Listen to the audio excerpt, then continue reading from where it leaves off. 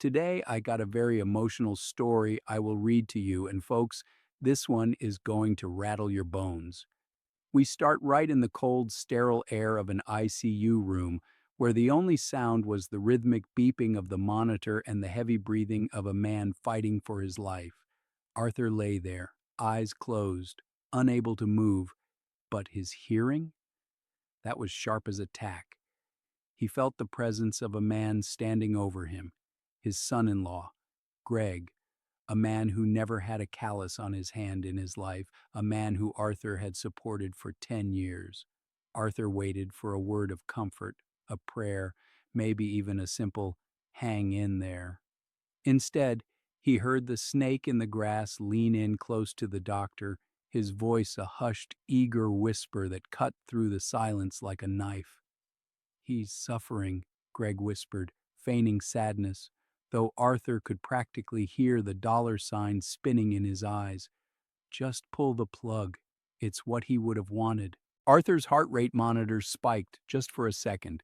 He wasn't dead yet, and he certainly wasn't done. You need to see how this ends. Stick around. Listen to me closely, because before we get to that hospital room, you need to understand the man lying in that bed.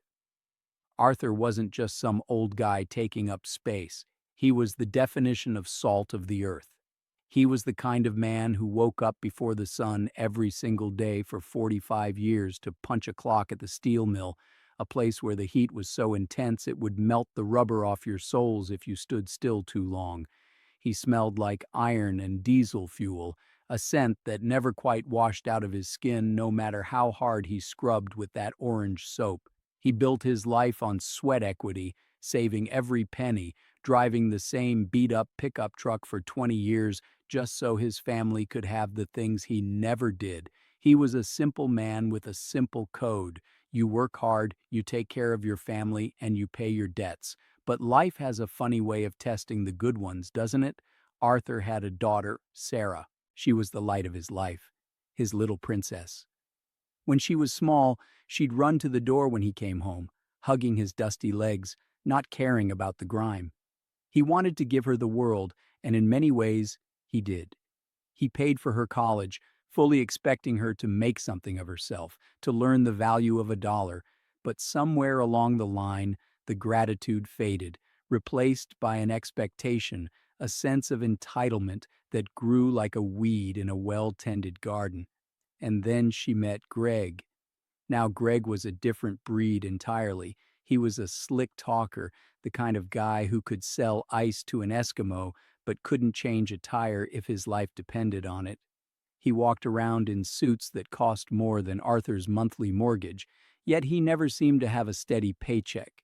He called himself an entrepreneur, which Arthur quickly learned was just a fancy word for a freeloader who was always waiting for his big break. When Sarah brought him home, Arthur felt a pit in his stomach, that gut instinct that tells you there's a fox in the henhouse, but he swallowed his pride. He wanted his daughter to be happy. He paid for the wedding, a lavish affair that gave him serious sticker shock because Greg insisted they needed to keep up appearances. Arthur drained a chunk of his nest egg for that party, watching from the back while Greg toasted to success with champagne Arthur had paid for. It started small, the requests for help. "Dad, we're a little short on the down payment for the house," Sarah would say, giving him those puppy dog eyes. So Arthur wrote the check. "Dad, Greg needs a new car for his image with clients," she'd plead a year later. Arthur wrote another check. He watched his savings, the money he had broken his back for, slowly siphon away into Greg's pockets. And folks, I know what you're thinking right now. You're sitting there thinking, "Arthur, you old fool, why didn't you cut them off? Why did you let them bleed you dry?" And you're right to be angry. It makes my blood boil just telling you this. But you have to understand, a father's love is a blind spot. He kept hoping that if he gave just a little more, they would finally stand on their own 2 feet. He kept hoping that Greg would finally become the man Sarah needed him to be. But predators don't change their spots, they just get hungrier. The worst part wasn't the money, it was the disrespect. It was the way Greg would roll his eyes when Arthur told stories about the mill. It was the way they stopped coming over for Sunday dinner unless they needed something. It was the way they treated Arthur's house, his sanctuary, like a storage unit for their overflow. And through all of this, Arthur's wife, Martha, was his rock. She saw through Greg from day one. She used to tell Arthur, "That boy has a hollow heart, Artie. Don't let him ruin us." But then Martha passed away 3 years ago, leaving Arthur alone in that big, quiet house. Her death broke something in him, but it also sharpened his vision. Without Martha there to soften the blows, Arthur started to see the reality of his situation. He was lonely, sure, but he wasn't stupid. He started noticing things. He noticed that Greg never asked how he was doing, only how his investments were performing. He noticed that Sarah was always too busy to visit, unless it was to drop off the grandkids so she and Greg could go on a vacation that Arthur unknowingly funded. The house felt empty, filled only with the ghosts of happier times and the echoing silence of betrayal. Arthur's health began to decline. High blood pressure, a ticker that skipped a beat now and then, brought on by the stress of carrying two households on one retired man's back. He was tired, bone tired, but he kept going because that's what men of his generation do. They don't complain, they just endure. One afternoon, Arthur was in his garage tinkering with an old toaster he refused to throw away because it just needed a new spring when he overheard Greg and Sarah in the driveway. They didn't know he was there. "How much longer do you think he's going to hang on?" Greg asked, his voice dripping with annoyance. "We need that inheritance now, Sarah.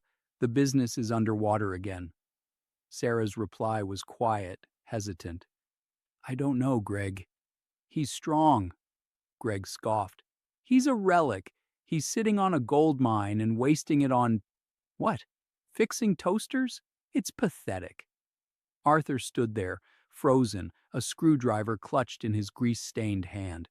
His heart hammered against his ribs, not from exertion, but from the sheer shock of hearing his life reduced to a waiting game. He realized then that he wasn't a father to them anymore. He was an obstacle. He was a bank vault they were waiting to crack open. That night, Arthur sat in his armchair, looking at a photo of Martha. He promised her he would take care of Sarah, but he realized he had failed by enabling a monster. He looked at his hands, scarred and weathered, and he made a decision. He wasn't going to let them win. He wasn't going to let all those years of double shifts and missed holidays go to waste on a man who despised him. But before he could act, before he could change the locks or rewrite the will, nature took its course. The stress, the heartbreak, the physical toll, it all came to a head. Arthur collapsed in his kitchen a week later, clutching his chest, the phone just out of reach. When he woke up, everything was blurry. He was in a hospital bed, tubes in his arms, a machine breathing for him. He was trapped in his own body, unable to speak, unable to open his eyes fully. But his mind was awake, and that's when he heard it. That's when he heard the whisper. You might be looking at this situation and thinking the old man is weak, that he's down for the count. You might think because he's lying in that bed, helpless, that the vultures have won. But trust me, you're looking at a sleeping lion. Arthur had spent a lifetime navigating the politics of a union floor. He knew how to spot a rat, and he knew how to set a trap. He just needed one chance, one moment of clarity. Lying there, listening to Greg tell the doctor to pull the plug, Arthur felt a surge of rage that was hotter than any furnace he'd ever worked in. It was the fuel he needed. He wasn't going to die today. Not like this. Not to give them the satisfaction. He focused on his breathing, on the rhythm of the machine. He had to survive. He had to play the long game. Stories like this matter to folks like us. Stay with me, because what happens next isn't just a recovery, it's a resurrection. Arthur was about to teach his son-in-law a lesson that no amount of money could fix. He was about to show them that you never, ever count out a man who built his life with his own two hands. The sacrifice was over. The war was just beginning. Listen to me closely, because if you don't understand the silence, you'll never understand the scream that's coming. to the outside world, to Greg, and even to his own daughter Sarah, Arthur was gone. He was a husk, a shell of a man staring blankly at the peeling wallpaper of the den, drooling slightly out of the corner of his mouth, his hands curled into useless claws on the white sheets. But inside? Inside that skull, it was a different universe entirely. It was loud. It was vibrant. It was a courtroom where Arthur was the judge, jury, and executioner, and the trial was in session 24 hours a day. You have to understand the torture of a man like Arthur being forced into stillness. This is a man who measured his worth in motion. He was a man of action, a man who fixed the leak before it dripped, who mowed the lawn before the grass was an inch high, who paid the bill the day it arrived in the mailbox. For him, idleness was a sin. It was the mark of a lazy man. And now he was forced to embody the very thing he despised, lying there while another man, a lazy, good-for-nothing grifter, walked around his house in his socks, drinking his coffee and planning his demise. The nights were the hardest. That's when the house would talk to him. When the invaders were asleep upstairs, snoring in the master bedroom that Arthur had shared with Martha for 40 years, the house would settle. Arthur would hear the furnace kick on with a familiar thrum click whoosh, a sound he had fixed himself back in '98 when the pilot light kept going out. He heard the settle of the floorboards in the hallway, a specific creak on the third plank that he always meant to nail down but never did because Martha said she liked it. It let her know when he was coming to bed. Lying there in the dark, the memories didn't just come back, they flooded him. He could smell Martha. Not the dusty, stale smell of the old house now, but the real smell of her, vanilla extract and rain. She was the moral compass of this family. She was the steel spine wrapped in velvet. If she were here, Greg wouldn't have made it past the front porch. She would have taken one look at those shifty eyes and that weak handshake and sent him packing. But she wasn't here, and Arthur felt that absence like a phantom limb. He talked to her in his head. Marty, he'd think, I let a wolf in. I let him in the front door and I poured him a drink. The guilt was a heavy blanket, heavier than the wool one tucked around his legs. He blamed himself. He looked back at Sarah's childhood, searching for the moment he went wrong. Did he give her too much? Did he shield her from the hard knocks of the world so much that she never grew a thick skin? He remembered the time she wanted a bike, a shiny red Schwinn. He worked 3 weekends of overtime to buy it. When she fell off and scraped her knee, he was there to pick her up. He always picked her up. And now, he realized, he had crippled her. He had taught her that a man would always be there to solve her problems. So when she met a man like Greg who promised the moon but delivered nothing but debt, she didn't know how to run. She just waited to be saved. But Arthur couldn't save her this time. Not yet. There's a reason he isn't fighting back yet, and when you find out why, it's going to hit you hard. You see, Arthur knew something they didn't. He knew that if he recovered too fast, if he showed his hand now, Greg would just manipulate Sarah into putting him in a home immediately. Greg would say Arthur was violent or confused or a danger to himself. Greg was a master gaslighter. If Arthur woke up and started yelling, Greg would just smile that oily smile and say, "See, the dementia is setting in. He's aggressive. We need to restrain him." No, Arthur had to play the long game. He had to play possum. He had to be so pathetic, so harmless, that Greg would get sloppy. And boy, was he getting sloppy. The den where Arthur lay was filled with boxes. Greg was using it as a staging area for things he planned to sell. Right there, in Arthur's line of sight, sat his grandfather's clock. An antique. It didn't run anymore, but it was the first thing Arthur's father had ever bought in America. It represented the beginning of their family's climb from poverty. Greg had slapped a sticky note on the glass. $200 OBO. $200 for a century of history. Arthur stared at that sticky note until his eyes burned. He memorized the handwriting, the jagged, rushed scrawl of a man who didn't respect the past. It wasn't about the money. Arthur had money. It was about the erasure of meaning.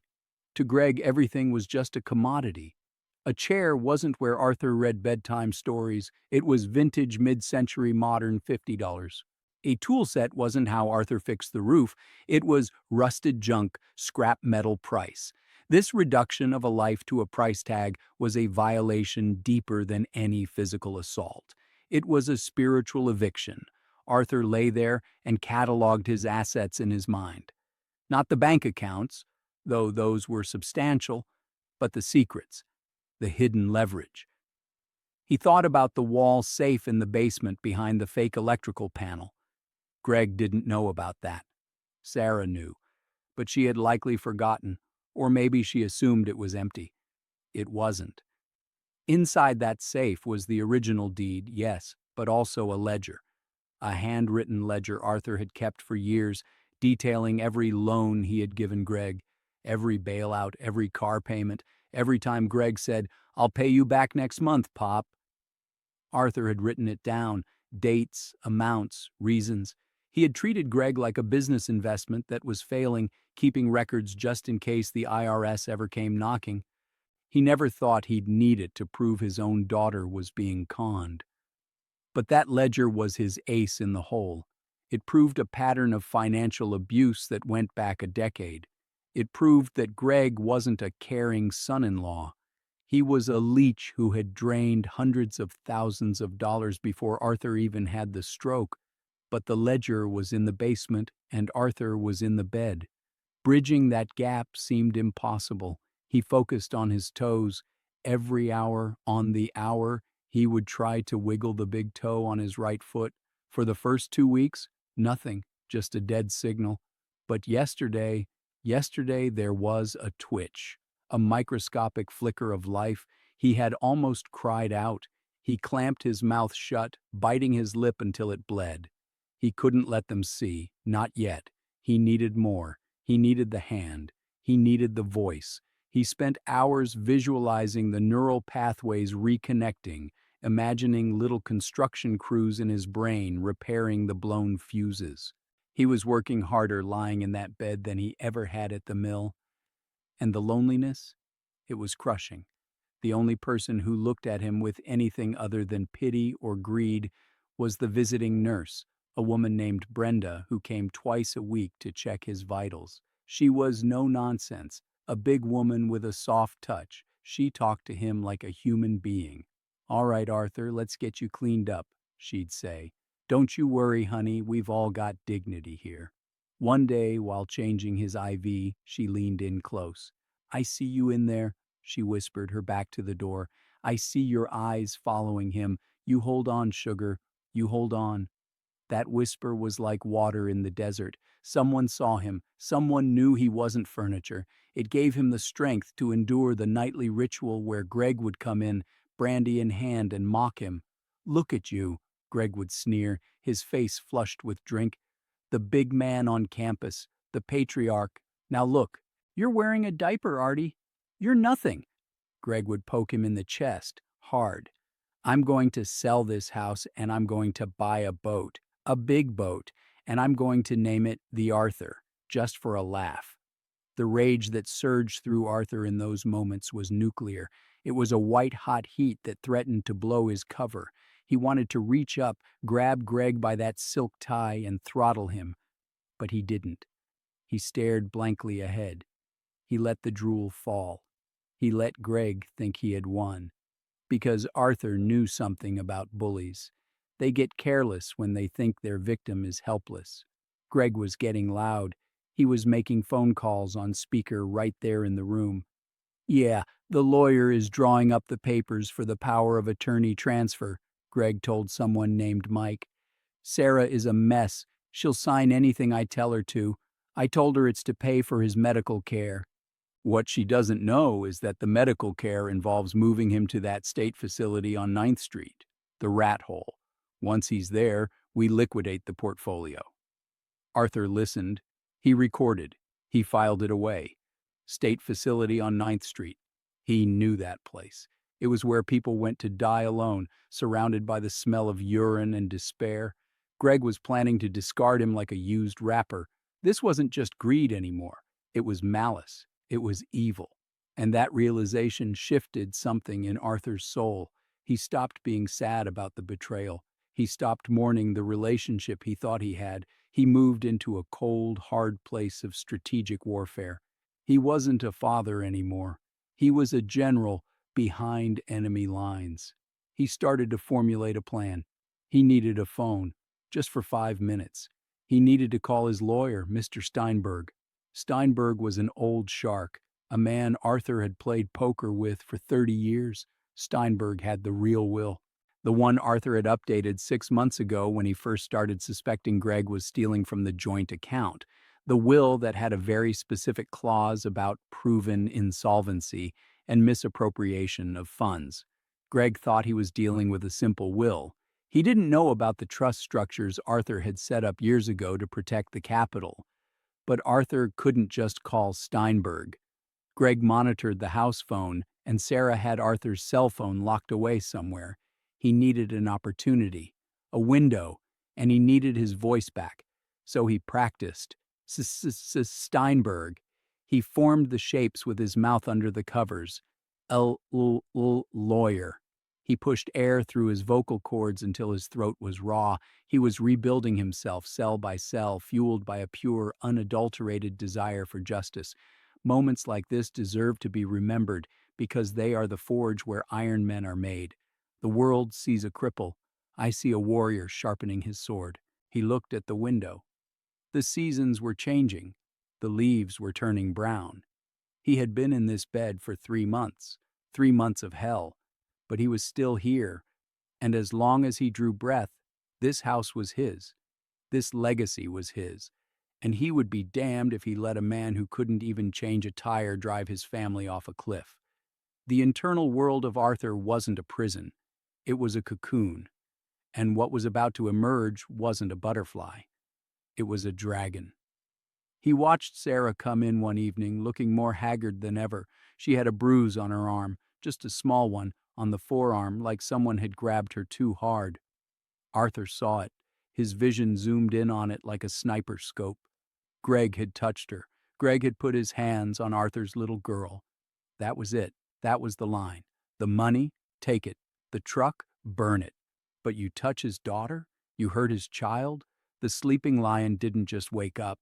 He broke the chains. Arthur made a vow to the spirit of Martha that night. He swore that he would not only recover, he would destroy Greg. He would strip him of every dime, every lie, every shred of dignity. He would expose him to the world, and he would do it soon. He felt a surge of adrenaline, a chemical kickstart that sent a jolt through his paralyzed leg. It moved, not a twitch, a kick. His knee bent. Under the blanket, his leg moved 3 inches. It was the start. It was the signal fire. Arthur closed his eyes and smiled. A real smile. It was terrifying. If Greg had seen it, he would have run for the hills. But Greg was upstairs laughing at the TV, drinking Arthur's scotch, completely unaware that the eviction notice had just been signed in the court of Arthur's mind. The silence was ending. The storm was about to break. And folks, you have no idea how heavy the rain is going to fall.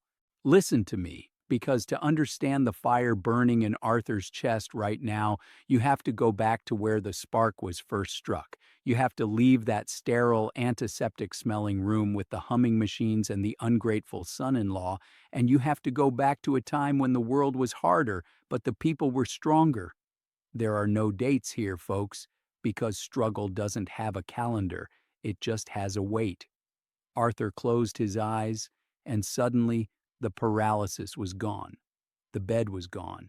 He was standing on the floor of the foundry 30 years ago, surrounded by the roar of the blast furnaces. You could taste the air back then. It tasted like copper and sulfur, a grit that coated your teeth and settled deep in your lungs. He was a young man then, his back strong, his hands unscarred but ready to bleed. He remembered the heat, a physical wall that hit you the second you walked through the bay doors, singeing the hair on your arms. He was working the graveyard shift, the suicide shift the old-timers called it, because it was the only way to get the overtime pay he needed. He remembered the weight of the sledgehammer in his hands, swinging it hour after hour to break the slag, his muscles screaming, his sweat turning to steam before it even hit the floor. He wasn't doing it for glory. He wasn't doing it for a title. He was doing it because he had a vision. He remembered walking home in the dead of winter, the snow crunching under his boots because he couldn't afford to fix the heater in his car, so he saved the gas and walked the 3 miles. The wind would cut through his thin coat like a razor, freezing the sweat on his back, but he didn't feel the cold. He felt the warmth of the promise he made to Martha. He remembered coming through the back door of their tiny, drafty apartment, the one where the pipes rattled every time the neighbors flushed the toilet. Martha would be there, waiting up for him with a plate of warmed-over meatloaf and a cup of coffee that was more water than bean because they were stretching every ration. They would sit at the wobbly kitchen table, counting out dollar bills and quarters from a tin can. "We're $5 closer, Artie," she would whisper, her eyes shining with a belief that could move mountains. $5 closer to the dream. That dream was the house, the very house Greg was now plotting to steal. But Greg didn't know what that house cost. He saw the price tag on Zillow. He didn't see the blood on the bricks. Arthur remembered the day they bought the land. It was a swampy patch of nothing on the edge of town, a place nobody wanted because it flooded every spring. People laughed at him. "You're buying a mud pit, Arthur," the guys at the shop said. "You're throwing your money away." But Arthur saw what they didn't. He saw the city expanding. He saw the new highway proposed on the map in the library basement. He saw potential where others saw waste. He spent every weekend for 3 years clearing that land himself. He remembered the smell of the wet earth, the sting of the mosquitoes, the ache in his shoulders as he dug drainage ditches by hand, shovel by shovel, because he couldn't afford a backhoe. He laid the foundation himself, pouring the concrete, smoothing it out until it was level as a frozen lake. He built that house board by board, nail by nail, scavenging materials from demolition sites, trading labor for lumber. That house wasn't just wood and stone, it was his sweat solidified. It was his love for his family made manifest in physical form. And he remembered the financial discipline, the penny pinching that Greg mocked so viciously. Greg called it being cheap. Arthur called it being free. He remembered the time he wore the same pair of work boots for 5 years, duct taping the soles so he could put that extra $50 into a high-yield mutual fund that a smart foreman told him about. He remembered skipping lunch for a decade, eating an apple and a hard-boiled egg, investing the difference. He played the long game before long game was even a term. He bought stocks when the market crashed and everyone was panicking. He bought utility bonds. He bought gold when it was dirt cheap. He wasn't a wolf of Wall Street. He was a squirrel gathering nuts for a winter he knew would come. And folks, he sacrificed everything for them. Keep listening, because that sacrifice is about to become their nightmare. You see, the flashback wasn't just about the work, it was about the protection. Arthur remembered a specific meeting 10 years ago, right after Sarah married Greg. Arthur had that gut feeling, that snake in the grass radar pinging loud and clear. He had gone to see Steinberg, his lawyer and old poker buddy. Steinberg sat in his dusty office surrounded by stacks of paper. "Artie," Steinberg had said, looking over the specs of the trust Arthur wanted to set up, "you're locking this up tight. You don't trust the kid?" Arthur had looked Steinberg in the eye and said, "I trust Sarah. But love makes you blind, Saul. And that boy she married, he's got hungry eyes. He looks at my house like it's a meal ticket." So they drafted the Doomsday Clause. It was a legal mechanism buried deep in the legalese of the living trust. It stated clearly that the primary residence, the house, was held in a life estate for Arthur. But here was the kicker, the detail that Greg, in his arrogance, had missed because he was too busy looking at the bottom line. The clause stated that if Arthur was ever removed from the home against his will, or declared incompetent without the unanimous consent of a specific non-family executor, Steinberg, the title of the house would not go to the next of kin. It would not go to Sarah. It would automatically transfer into a charitable trust for the firefighter's widow fund. Poof, gone. Greg could evict Arthur, sure, but the moment he did, the house ceased to be theirs. They would be evicting themselves. And the money? The nest egg? It wasn't in a standard bank account. It was in a jagged array of annuities and bonds that only Arthur could unlock with a physical key and a biometric signature. If Arthur died, the money didn't just flow to Sarah. It went into a strict drip-feed trust, dispensing a modest monthly allowance that would keep them fed but would never, ever let Greg buy a boat. Arthur had built a fortress around his legacy, a fortress designed to keep the freeloaders out. Lying in that bed, remembering the feel of the pen in his hand when he signed those papers, Arthur felt a grim satisfaction. He remembered the smell of the old leather chair in Steinberg's office, the taste of the peppermint candy Steinberg offered him. "You're a hard man, Artie," Steinberg had said. "No," Arthur had replied, "I'm a father, and sometimes protecting your child means protecting them from themselves." The memory shifted. He was back in the delivery room, holding Sarah for the first time. She was so small, so fragile. He promised her then, "I will never let you fall." And he wasn't breaking that promise now. He was keeping it. Letting Greg steal the house would be letting Sarah fall.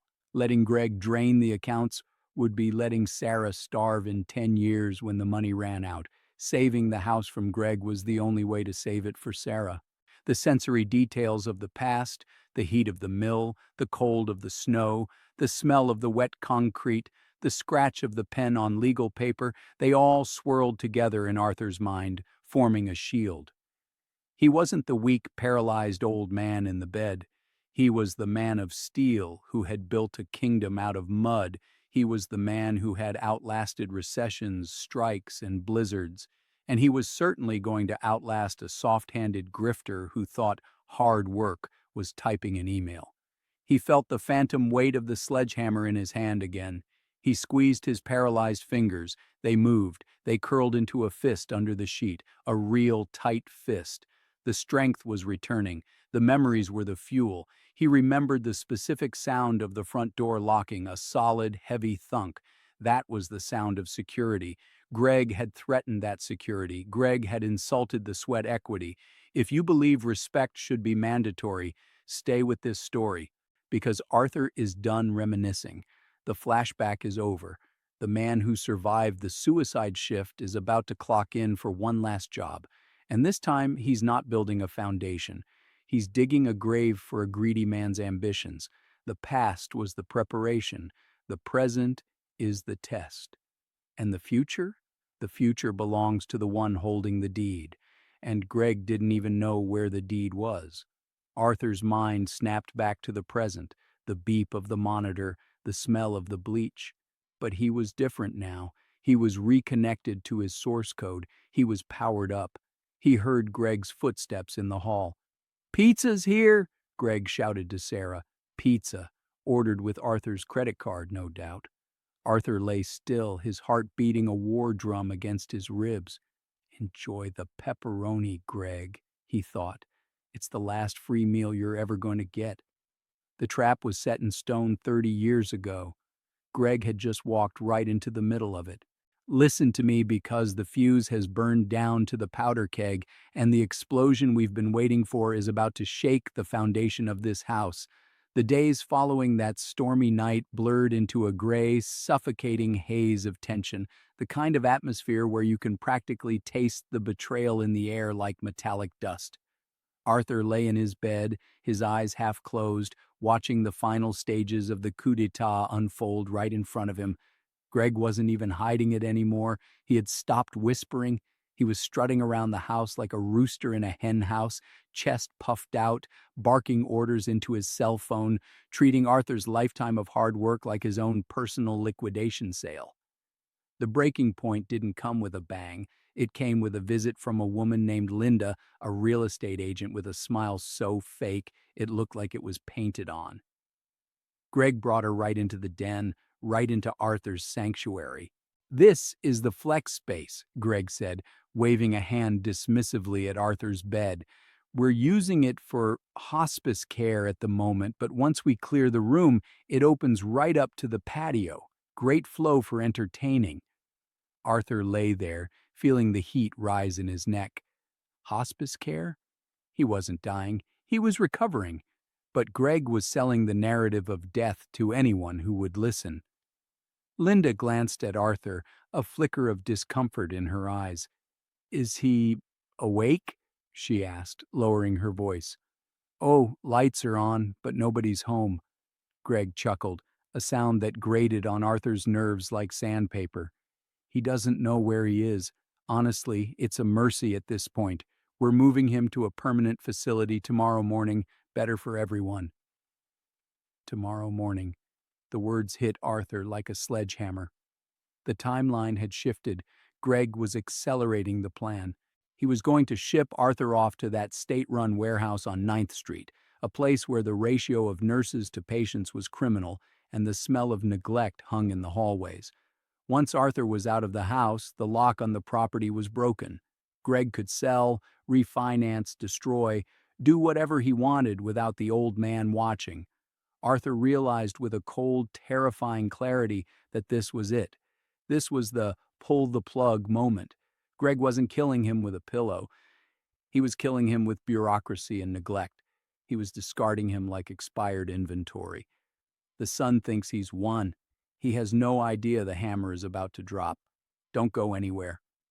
As Linda and Greg walked out to the kitchen to discuss listing prices and curb appeal, Arthur felt a shift in his body.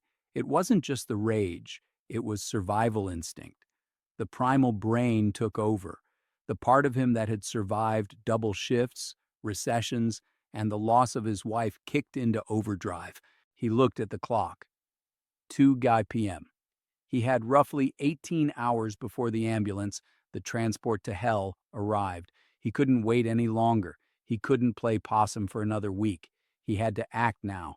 But how? He was still weak. His right side was heavy, like it was made of lead. He tested his grip on the bedsheet. Stronger. Much stronger than last week. He tried to lift his head. It wobbled, but it stayed up. He needed a phone. The house phone was in the kitchen. Too risky. His cell phone was gone. But then he remembered. The emergency burner. Years ago, when Arthur was working as a union rep and dealing with some unsavory contract negotiations, he had kept a cheap, prepaid flip phone taped under the bottom drawer of his old filing cabinet. He never used it, but he kept it charged and topped up, a habit of a man who always wanted a backup plan. The filing cabinet was in the corner of the den, maybe 10 feet away. 10 feet. It might as well have been 10 miles. But Arthur looked at that cabinet, covered in dust and Greg's stack of sports magazines, and he saw his freedom. He waited. He waited through the agonizingly long afternoon. He waited while Sarah came in to feed him dinner, her eyes red and puffy. "I'm sorry, Dad," she whispered again, the mantra of the guilty. "Greg says the facility has better doctors. He says we can't afford the in-home care anymore." She was lying to herself, parroting Greg's lies to soothe her conscience. Arthur wanted to shake her, to scream, "Check the accounts, Sarah." But he stayed silent. He ate the soup. He let her wipe his face. He saved his energy. Night fell. The house went quiet. Greg and Sarah went upstairs. Arthur heard the muffled sounds of the TV, then silence. He waited another hour, counting the ticks of the grandfather clock in the hall, the one Greg wanted to sell for $200.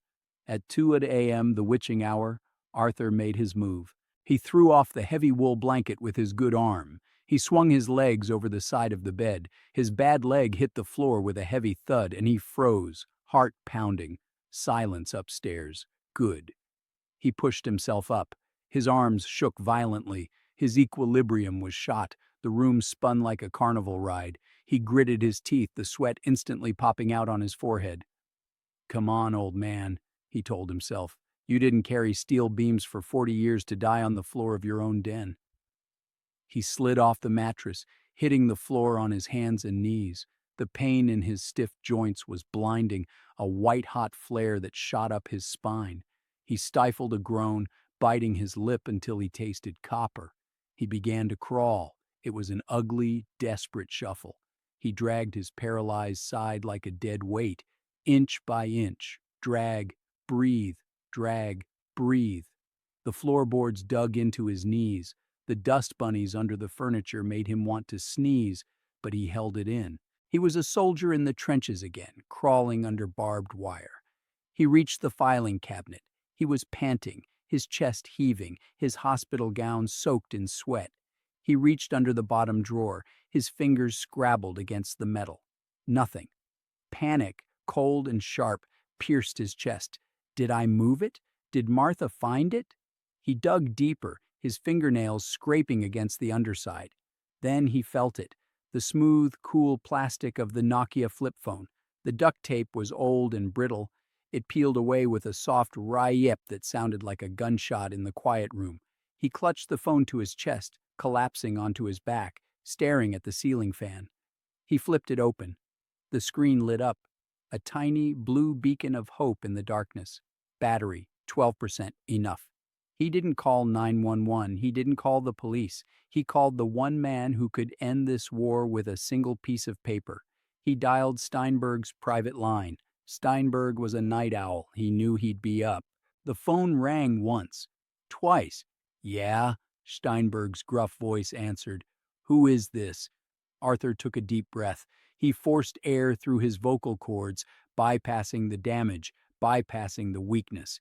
He needed to sound like the man he used to be. Saul, Arthur rasped. The voice was gravelly, broken, but undeniably him. It's Artie. Silence on the other end, then a rustle of papers. Artie? My God, Artie. I heard you were... Greg told me you were basically gone. He's been trying to get me to release the trust deeds all week. He's a liar, Arthur growled, the words coming easier now, fueled by the adrenaline. He's moving me out tomorrow, the state home. He's pulling the trigger, Saul. That son of a bwee, Steinberg muttered. Okay, Artie, we need to move. What do you want to do? I can get an emergency injunction. I can get the cops there. No, Arthur cut him off. No cops. Not yet. I want to look him in the eye when he falls. I want him to think he's won until the very last second. Arthur laid out the plan. It was simple. It was brutal. It relied on the trap clause they had written years ago. Bring the papers, Saul. Bring the video camera. And bring the sheriff, but tell him to wait down the street. Come tomorrow morning at 8 a.m. That's when the transport is supposed to get here. I want you to walk in right as he's signing the transfer papers. You got it, Artie, Steinberg said, his voice thick with emotion. You hang tight, old friend. Cavalry is coming. Arthur closed the phone. He wiped the fingerprints off it. He taped it back under the drawer. Then came the hardest part, the return trip. He had to crawl back to bed. He had to pull his broken body back up onto that mattress and look exactly as he had left it. It took him 20 minutes of agony, of near collapsing, of silent tears. But he did it. He pulled the covers up to his chin. He arranged his limbs to look limp. He slowed his breathing. As the first light of dawn crept through the blinds, Arthur wasn't afraid anymore. He was ready. This is the turning point. Don't look away now.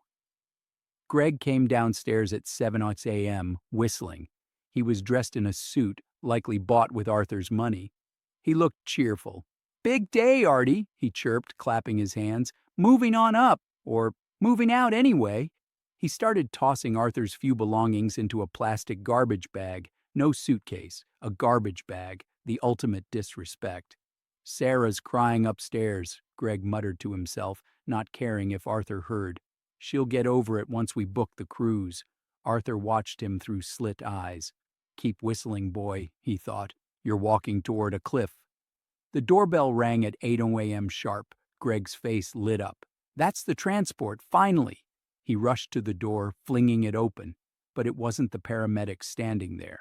It was Saul Steinberg, wearing a trench coat that looked like it had seen better days, holding a thick leather briefcase. And behind him, looming large in the doorway, wasn't an ambulance driver. It was a grim-faced notary and a man holding a video camera. Greg stopped, his smile faltering. "Mr. Steinberg, what are you doing here? I didn't call you." Steinberg stepped into the house, pushing past Greg without a word. He walked straight into the den, straight to Arthur's bedside. Greg scrambled after him. "Hey, you can't just barge in here. We're in the middle of a medical transfer." Steinberg ignored him. He looked down at Arthur. "Good morning, Arthur," Steinberg said clearly. "I'm here as requested." Greg laughed, a nervous, high-pitched sound. "Requested? He can't request anything. He's a vegetable. He's incompetent."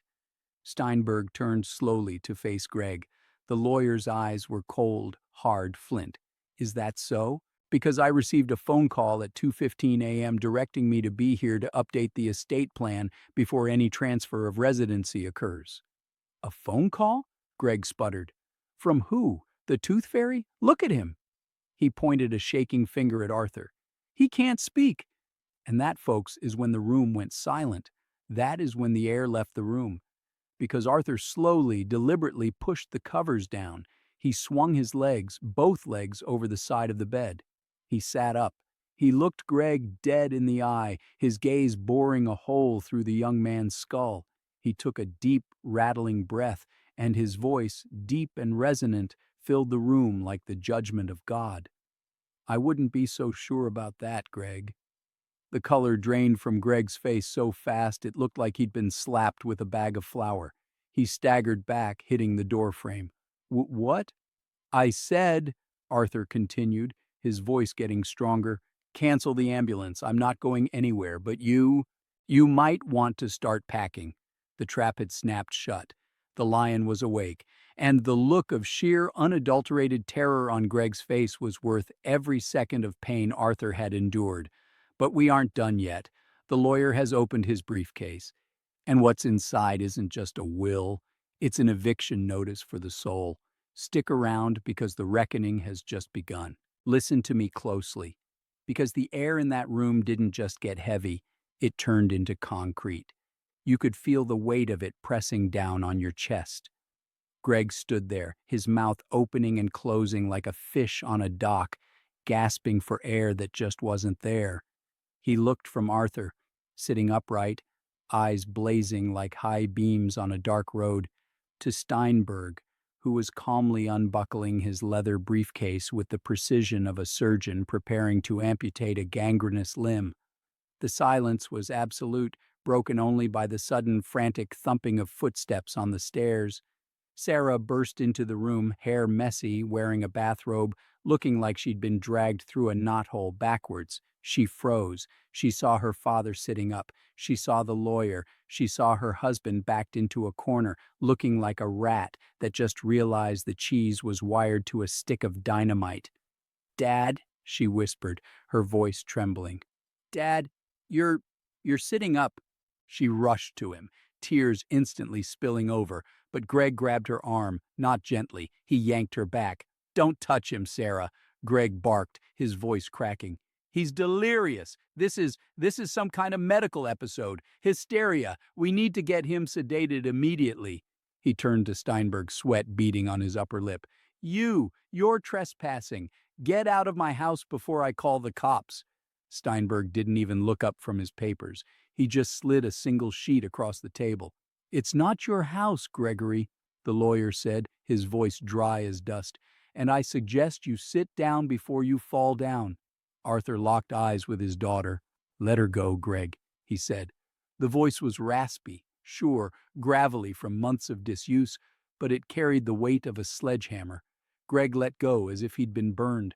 Sarah fell to her knees beside the bed, grabbing Arthur's hand, the hand that had built this house, the hand that had held hers when she scraped her knee. "I thought you were gone, Dad," she sobbed. Greg said you were gone." Arthur stroked her hair, his eyes never leaving Greg's face.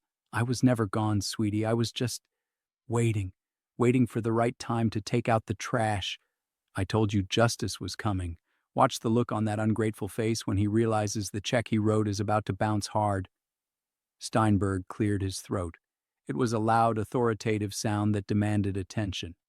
He clicked a pen, a heavy, expensive fountain pen, and pointed it at Greg. "Mr. Miller," Steinberg began, using Greg's last name with a sneer that suggested it was a dirty word. "We are here to conduct an emergency review of the Arthur P. Davidson Living Trust, and we are recording this session for legal purposes." The man with the camera stepped forward, the red light blinking, a silent, unblinking eye capturing Greg's meltdown in high definition. Greg tried to regain his composure. He tried to straighten his tie to put on that slick salesman mask he wore so well. "Look, Saul, can I call you Saul? This is all a misunderstanding. We were moving Arthur to a specialized facility for his own good. The finances, well, managing an estate this size is complex. I was just streamlining the assets." "Streamlining," Arthur repeated, the word dripping with sarcasm. "Is that what you call selling my truck for scrap? Is that what you call trying to pawn my grandfather's clock? Streamlining?" Greg paled. I was decluttering. For your comfort." Arthur laughed. It was a dark, dry sound. "My comfort. You were selling my life by the pound, you leech." Steinberg held up a hand. "Let's stick to the facts, the documentation." He pulled a thick stack of papers from the briefcase. Fact number 1. As of 8:05 a.m. this morning, Arthur has formally revoked your power of attorney. You no longer have the authority to sign for a package, let alone sell a house. Greg scoffed, trying to bluff. "You can't do that. He's mentally incompetent. I have a doctor's note from 3 months ago." Steinberg smiled. It was a shark's smile. "And I have a notarized affidavit from Dr. Evans, the chief neurologist at City General, dated this morning at 6 a.m. via a telemedicine consult I arranged. Arthur is fully cogent, he is sharp as a tack, and he is very, very angry." Greg looked like he was going to vomit. The ground was crumbling beneath his feet. But Steinberg was just getting started. "Fact number 2, the lawyer continued, flipping a page. "We have conducted a forensic audit of the joint accounts over the last 90 days. It seems there have been some irregularities." He slid a spreadsheet across the table. It was color-coded, red ink everywhere.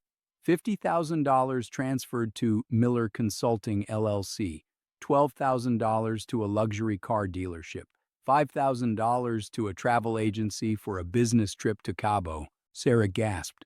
She looked at the paper, then at Greg.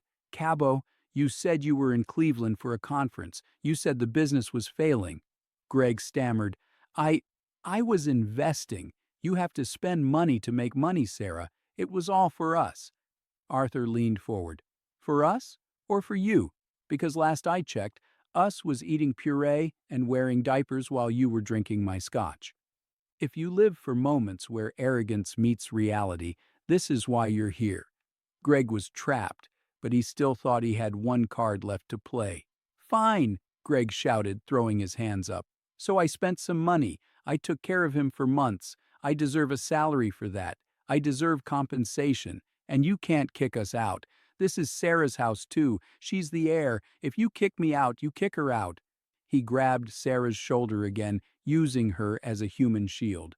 "Tell him, Sarah. Tell him we have rights." Sarah looked at her husband, really looked at him, maybe for the first time in years. She saw the sweat, the fear, the greed. She saw the man who had whispered, "Pull the plug," while she was crying in the hallway. She pulled away from him slowly, deliberately. She stood up and walked to the other side of the bed, standing next to her father. I don't think we do, Greg," she whispered. "Not after this." Greg's eyes bulged. He had lost his pawn, but Arthur wasn't done. He signaled to Steinberg. "Read the clause, Saul. Read him the doomsday clause." Steinberg flipped to the back of the binder. He adjusted his glasses. "Ah, yes, Section 14, Paragraph B, the anti-waste and ingratitude provision regarding the life estate." Greg froze. "The what?" "The house," Steinberg explained, speaking slowly as if to a child, "is held in a trust. Arthur has a life estate, meaning he owns it until he dies. However, there is a stipulation. If any beneficiary attempts to remove the grantor, that's Arthur, from the premises against his will, or is found to be misappropriating funds intended for the maintenance of the property, the remainder interest, that's the inheritance, is automatically forfeited. Greg blinked. Forfeited? To who? Steinberg smiled that shark smile again. To the firefighter's widow and orphan fund, effective immediately upon the filing of proof of attempted eviction. And since we have you on video admitting you were moving him to a state facility today, well, the proof is irrefutable. Greg looked around the room, panic setting in. So we don't get the house? You don't get a shingle, Arthur growled. You don't get a brick. You don't even get the dust in the vacuum cleaner. The house is locked. The inheritance is gone. You played a game of chicken with the wrong man, Greg, and you just drove off the cliff. Greg collapsed into the armchair, Arthur's armchair. He put his head in his hands. I'm ruined, he muttered. I leveraged everything. I borrowed against the future equity. I owe people money. Arthur raised an eyebrow. Loan sharks? Greg didn't answer, but his silence screamed the truth. He had gambled on Arthur dying quickly, and now the debt collectors were going to come calling, and he had no nest egg to raid. But Arthur had one more nail for the coffin. I heard you, Arthur said softly. The room went deadly quiet. I heard you in the hospital. Just pull the plug. It's what he would have wanted. Greg looked up, his face gray. Arthur, Shut up! Arthur roared, the sound echoing off the walls. You looked at me, a man who treated you like a son, and you saw a dollar sign. You wanted me dead. Well, I'm alive, and I'm going to make sure everyone knows what you are. Saul? Steinberg nodded. We're filing a civil suit for elder abuse, fraud, and theft. And Greg? I've already sent the preliminary evidence to the district attorney. They take a very dim view of people who steal from stroke victims. The DA, criminal charges. This wasn't just about money anymore. This was about prison. Greg started to shake, real, uncontrollable tremors. The arrogance was gone, replaced by the primal fear of a caged animal. He looked at Sarah. Baby, please, you can't let them do this. I'm your husband. Sarah looked at her father, then at the ledger, then at Greg.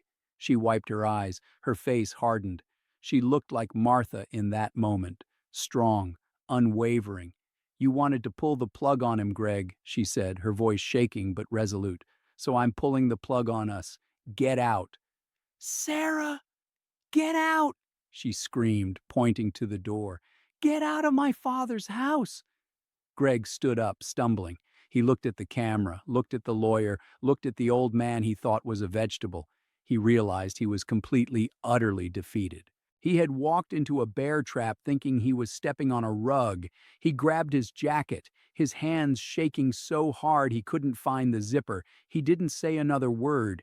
He just turned and fled, the sound of the front door slamming echoing like a gunshot. The silence that followed was heavy, but it wasn't oppressive anymore.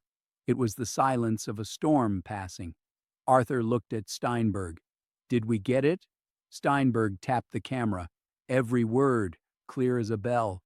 Arthur let out a long breath, sinking back into the pillows. He was exhausted. His body was screaming in pain, but his spirit was soaring. He looked at Sarah, who was sobbing quietly into the sheets. It's okay, Pumpkin, he whispered. We're okay. The weeds are pulled. Now we can grow again. But the story isn't over yet. The trap has sprung, the rat is caught, but now comes the reckoning. We have to count the cost, and we have to see exactly what happens when a man like Greg meets the real world without a safety net. I told you justice was coming. Watch the look on that ungrateful face, because the next part is where the rubber meets the road. If you live for moments where arrogance meets reality, this is why you're here. The trap wasn't just legal, it was moral. And Greg Miller is about to find out that karma doesn't have a statute of limitations. Stay tuned, because the final gavel hasn't banged yet. Listen to me, folks, because when the adrenaline fades, That's when the real work begins. That's when you have to sweep up the glass and see just how deep the rot really went. Greg was gone, his tires squealing out of the driveway like a scalded dog, but the mess he left behind was a mile wide. The silence in the den was heavy, but it was clean. The air didn't smell like deception anymore. Arthur, exhausted but running on pure, righteous fuel, motioned for Steinberg to open the digital evidence file on his laptop. Sarah needed to see it. She needed to see the monster without the mask. Steinberg turned the screen toward her. It wasn't just bank statements. It was a chat log, messages between Greg and his so-called business partners. Sarah read them, her hand covering her mouth, her eyes widening in horror.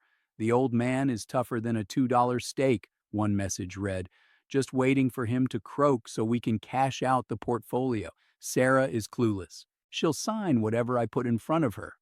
Another one. "Got her to sign the refinance papers today. Told her it was for medical bills. Actually buying that boat next week. LOL. Sarah made a sound like a wounded animal. She wasn't just heartbroken, she was humiliated. She realized she hadn't just been a wife. She had been a mark. She had been the getaway car for a robbery she didn't know she was committing. Arthur reached out and squeezed her hand. "He didn't love you, honey," Arthur said, his voice gentle but firm. "He loved what he could take from you, and that's a hard pill to swallow, but you have to swallow it to get well. He could have saved them. Instead, he let them fall. That is true justice. But the reckoning wasn't just happening at the kitchen table. It was happening out on the streets.